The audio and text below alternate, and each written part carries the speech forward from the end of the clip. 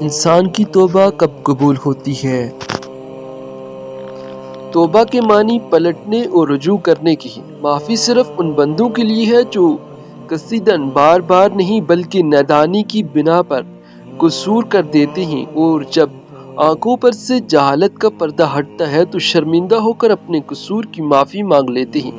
ایسے بندے جب بھی اپنی غلطی پر نادام ہو کر اپنے رب کی طرف پلٹیں گے تو اس کا دروازہ کھلا پائیں گے، مگر توبہ ان کے لیے نہیں ہے جو اپنے رب سے بے خوف اور بے پرواہ ہو کر تمام عمر گناہ کیے چلے جاتے ہیں، اور پھر اس وقت جب موت کا فرشتہ سامنے کھڑا ہو معافی مانگنے لگتے ہیں۔